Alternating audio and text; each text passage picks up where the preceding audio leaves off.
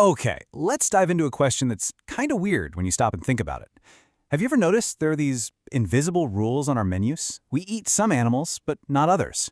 And if you look closely, a really clear pattern pops out.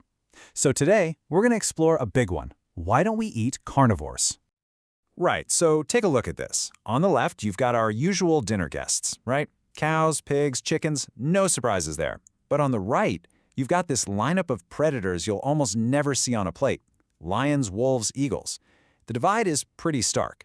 We seem to dine almost exclusively on herbivores and omnivores. So what's the deal?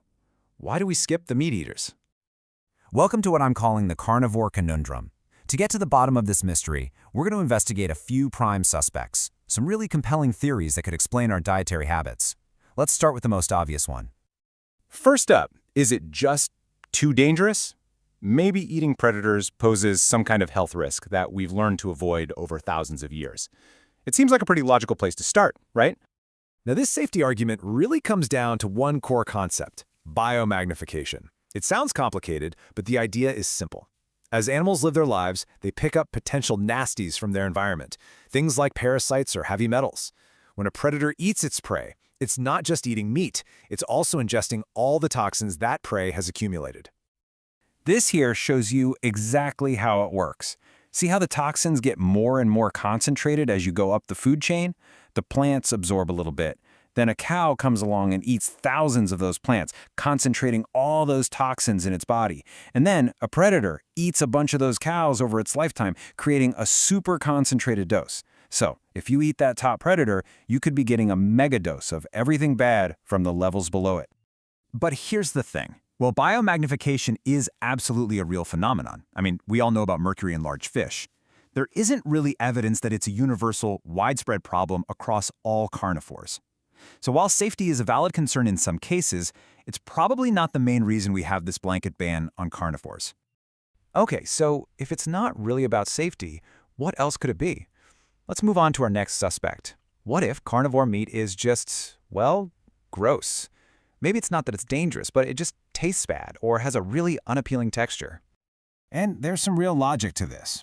Predators are athletes. They're built for speed and power, which means their meat is super lean and muscular, not tender and fatty. That leads to tough, stringy meat.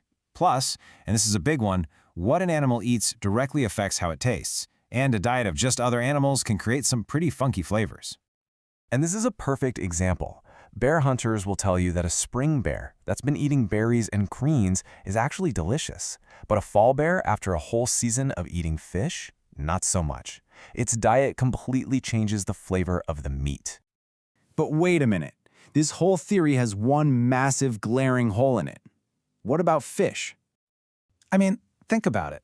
So many of our favorite types of seafood, salmon, tuna, you name it, they're carnivores. And we definitely don't think they're unappetizing. So this huge exception proves that taste can't be the whole story. The plot thickens. Okay, this brings us to our third hypothesis. And honestly, this one might be the most powerful explanation of all, especially when you think about our modern world. It's not about danger, and it's not about taste. It's about simple, cold, hard economics. Let's just build a little energy pyramid here. Imagine you start with a field of grass that contains, say, 10,000 calories of energy. That's our baseline.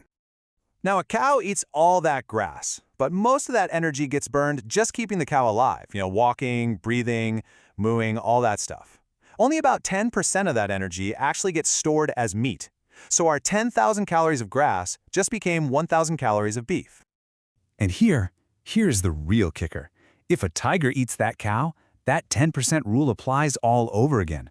The tiger burns most of those calories just being a tiger, leaving only about 100 calories of actual tiger meat.